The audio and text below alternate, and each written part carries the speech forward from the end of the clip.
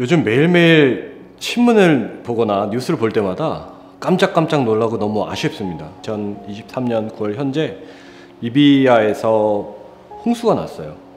댐이 무너지고 지금 사망자가 약 5,000명 정도에 달할 거라고 합니다. 이런 기후변화로 인한 재해들이 세계 곳곳에서 벌어지고 있는데요.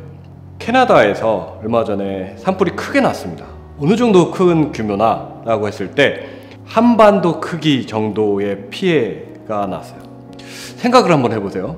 아파트 건물 하나에서 불이 난다. 엄청나게 크잖아요. 근데 그 한 동에서 불이 난다 라고 해도 정말 큰일이에요. 근데 그 한 아파트 한 동에 있는 하나의 행정동에서 불이 나도 전체가 피해 지역이라면 엄청나게 큰일이잖아요. 서울이 면적이 어느 정도인지 아세요? 약 600제곱킬로미터 정도 되거든요. 한국의 크기는 얼마 정도인지 아십니까? 약 10만 제곱킬로미터예요. 생각을 해보세요. 캐나다에서 올해 6개월 동안 산불 피해가 약 우리나라 면적보다 더 큰 13만 제곱킬로미터가 탄 거예요.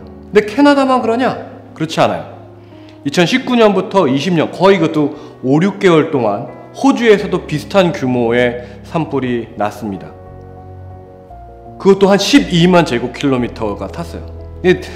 너무 숫자가 다가오지 않겠지만 이 면적은 우리나라 전체 면적보다 큰 면적이 산불 피해를 본 거예요.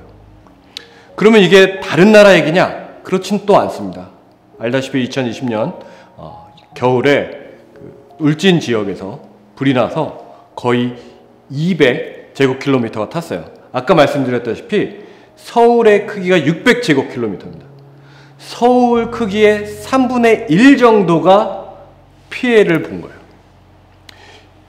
이 산불의 가장 큰 원인은 크게는 한 세 가지 정도 되는데, 크게는 이제 자연적으로는 번개에 의해서 이 산불이 나는 경우도 있고요.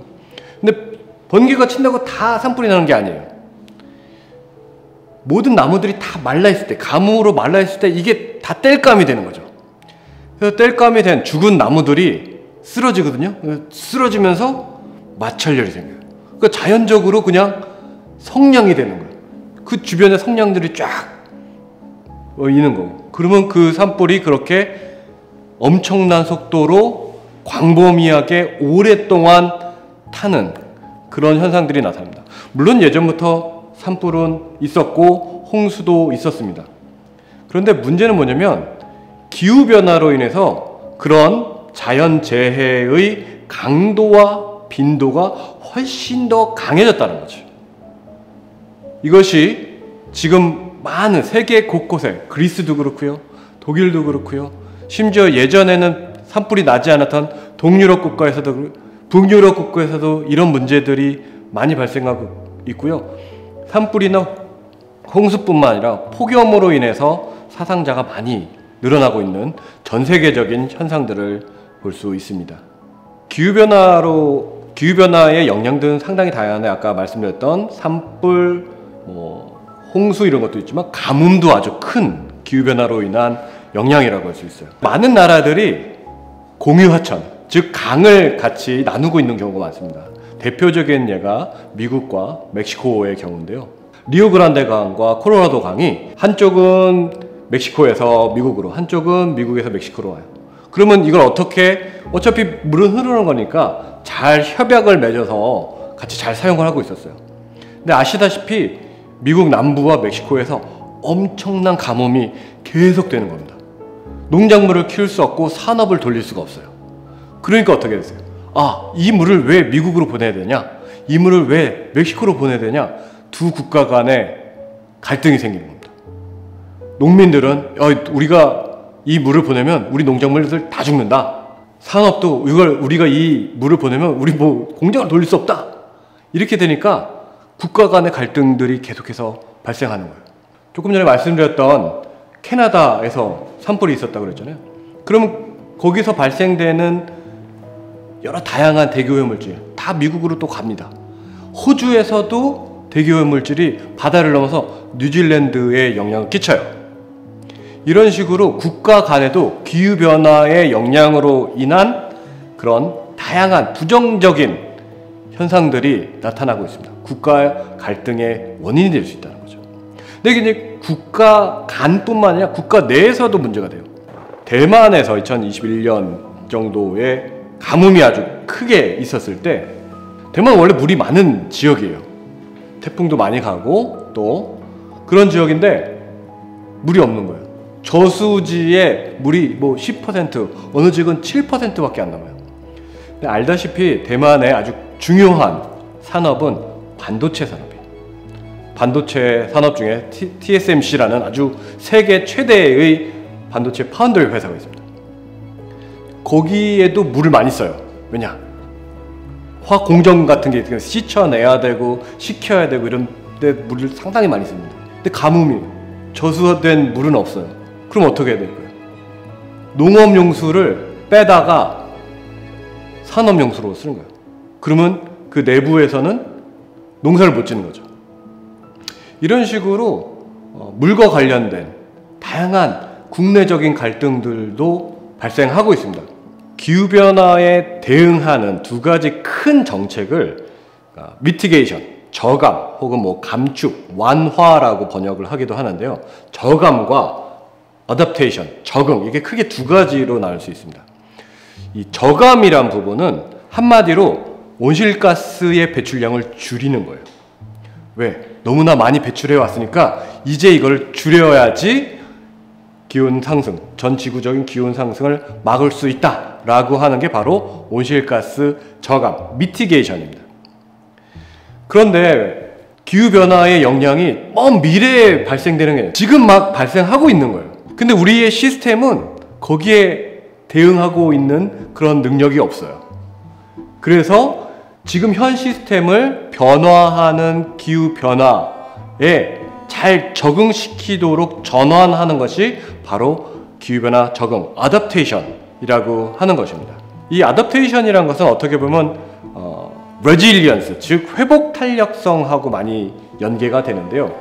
회복 탄력성, resilience라는 개념이 좀 어렵기도 해요. 근데 이렇게 생각하시면 돼요. 고무공이 하나 있다. 고무공이 있으면 이렇게 외부에서 충격으로 뽁 누르면 들어가잖아요.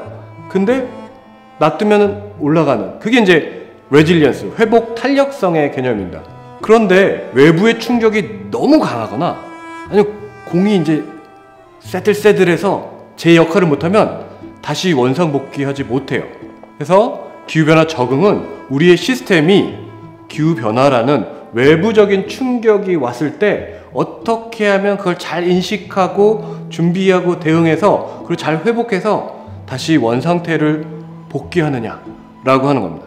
아까 말씀드렸듯이 5,000명이 죽고 정말 많은 산업시설, 인프라, 사람들의 주거가 많이 파괴가 돼요. 그럼 어떻게 하면 그 이전의 상태 혹은 그것보다 더 나은 상태로 만들 것이냐, 아니면 그런 일들이 최소한으로 발생되도록 할 것이냐, 이런 것이 바로 적응정책의 핵심이라고 할 수 있습니다. 사실 제가 이렇게 돌아다니다 보면 정치학자가 이런 걸 해요? 라는 그런 질문이나 코멘트를 많이 듣긴 합니다. 그렇지만 정치라는 걸 다양하게 정의할 수 있지만 정치는 결국 가치의 권위 있는 배분이잖아요. 기후변화도 마찬가지입니다. 기후변화에 대응하기 위해서는 이 다양한 가치들을 잘 배분해야 돼요. 어떻게 배분하냐? 그것은 바로 정치 과정을 통해서 가능합니다. 우선 자연과학은 되게 중요해요. 자연과학은 아까 말씀하셨듯이 너무 중요합니다. 왜냐하면 도대체 기후변화가 왜 일어나는지, 그리고 지금 어떤 일이 벌어지고 있는지, 그리고 그 기후변화로 인해서 어떤 영향들이 있는지, 이건 자연과학을 하시는 분들과 엔지니어를 하시는 분들이 발견하는 그런 문제들입니다. 그런데 문제는 뭐냐면, 그래서 so what? 그래서 뭘 어쩌란 말이냐? 우리가 그래서 뭘 어떻게 여기에 대응해야 되느냐라는 것은 자연과학적인 발견을 바탕으로 해서 정치학자들이 그래, 우리가 가진 리소스는 이렇고 우리가 가진 비전들은 이래서 이것을 어떻게 얼로케이트 했을 때, 어떻게 분배를 했을 때 이 문제에 대응할 수 있구나. 그런데 되게 다양한 이해 당사자들이 있고 그 이해 당사자들 간에 어떻게 이 문제에 대해서 국제적으로 국가적으로 합의를 할 수 있을 것인가, 그런 것들은 사실 정치학자들이 잘 할 수 있는 부분이죠. 그렇기 때문에 기후변화라는 문제가 자연과학만의 문제가 아니고 사회과학의 문제고 특히 정치학의 문제라고 생각합니다. 그러면 정치학에서 이 문제를 어떻게 다룰 수 있느냐? 사실 제가 지금 환경부 국가 R&D 연구총괄 책임을 하고 있습니다. 그 주제는 기후변화 적응 리빙랩이라는 것이에요. 아까 말씀드렸듯이 적응이라는 것은 지금 이미 기후변화로 인해서 우리 시스템이 영향을 받고 있으니까 그 시스템에 어떻게 적응을 할 것인가, 전환을 할 것인가를 보는데 보통은 다 탑다운으로, 즉 하향식으로 이런 게 중요해, 그래서 이렇게 해야 돼 라고 제시하는 경우들이 많았어요. 근데 그게 사실 잘 적용이 안 되는 경우가 많아요. 왜냐면 각각 지역마다 주체마다 받는 영향이 다 다르거든요. 그렇게 되면은 상향식으로, 즉 버텀업으로 각 주체별로 어떤 식으로 기후변화에 적응할 것인지를 전략을 잘 세워야 돼요. 그 방법으로 리빙랩이라는 방법을 제시하는 것이고요. 리빙랩 생소하실 수도 있는데 이렇게 생각하시면 돼요. 리빙과 랩으로 구성되어 있다. 리빙은 co-creation, 사용자들이 솔루션을 공동 창조하는 거예요. 근데 그 공동 창조한 솔루션이, 해결 방안이 정말로 해결 방안이 될 것인가, 효과적인가, 효율적인가, 좀 더 수용성이 가능한가, 그건 잘 모르는 일이에요. 그렇기 때문에 그걸 랩, 즉 experiment, 실험으로 검증을 하는 것이 리빙랩의 방법이에요. 즉 이 연구 약 6년 정도의 프로젝트인데요. 기후변화 적응 리빙랩을 통해서 각각의 주체들, 즉 지자체, 기업, 시민들이 기후변화의 부정적 영향을 어떻게 인식하고 어떻게 대응할 것인지 함께 솔루션을 만들고, 그것이 기존에 있는 방법과 달리 얼마만큼 효과적인지를 실험을 통해서 검증하는 것입니다. 이런 큰 R&D를 정치학자가 연구 책임을 맡는다는 것은 어떻게 보면 기후변화라는 문제가 단지 자연과학의 문제뿐만 아니라 이것을 어떻게 수용해서 실질적으로 해결책을 내는가는 사회과학과 특히 정치학에서 잘 할 수 있다라는 그런 시그널이 아닌가라고 생각을 합니다. Intergovernmental Panel on Climate Change라는 곳인데요. 즉 한마디로 여기는 세계 최고의 과학자들이 기후변화 과학들을 연구해서 그것들을 종합해서 보고하는 그런 곳이라고 할 수 있습니다. 노벨 평화상을 받기도 했습니다. 그런 공로를 인정받아서. 근데 이 기후과학의 IPCC 리포트, 지금 6번째 리포트가 나왔는데요. 거기서 보면 두 가지, 정말 길거든요. 저도 거기 참여를 했었는데 정말 기는데 두 가지가 아주 중요한 파인딩이에요. 첫 번째는 뭐냐면 기후변화는 실제한다. 즉 대기 중에 온실가스의 농도는 계속해서 올라가고 있고 거기에 따라서 기온이 올라가고 있다라는 거예요. 물론 예전에 기온이 올라갈 때도 있고 내려갈 때도 있었습니다. 그렇지만 지금의 상황은 특히 산업혁명 이후에, 그리고 1950년대 이후의 상황은 하키스틱 그래프라고 해서 우리가 평소 지구의 역사를 봤었을 때 올라가고 내려가는 범위를 훨씬 더 넘은 거예요. 그래서 그 사이클이라는 것은 아니다. 물론 사이클은 있지만 지금 현 상황은 기온이 올라가고 있다라는 게 첫 번째 합의이고요. 두 번째는 뭐냐면 그럼 그게 왜 그러냐라고 했을 때 인간이 한 거다. 인간의 활동으로 인한 기온 상승이다 라고 하는 것에도 과학적인 합의가 있는 겁니다. 근데 이렇게 쭉 보다 보면은 스캡틱스라 그러는데요. 기후변화가 별거 아니고 과장되고 이건 사람들이 위기를 파는 거다 주장하는 사람도 있습니다. 그럼 문제는 뭐냐면 그러면 정말로 그러냐? 거기에 대한 증거를 제시해야 돼요. 근데 증거를 제시하지 않고 보통 이렇거든요. 뭐 언론 같은 데 나오면 찬반을 들으려고 해요. 찬반을 들어서 아, 기후변화가 있다, 그리고 기후변화가 없다, 이렇게 들어서 약간 비슷한 발언의 기회를 갖는 거지만, 그러면 실제로 기후변화가 일어나지 않고 있다, 그리고 이 원인이 인간의 활동이 아니다 라는 근거를 대야 되잖아요. 그 근거는 없는 거예요.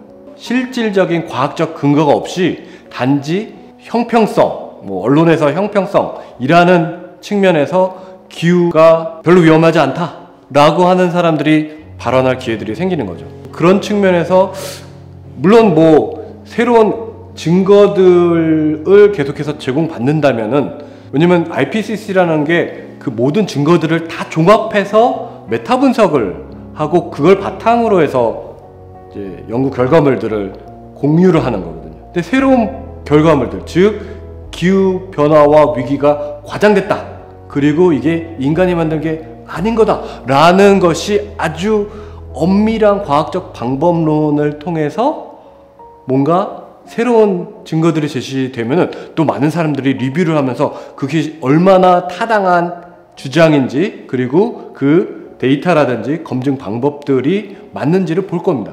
그런데 그런 연구는 거의 없어요.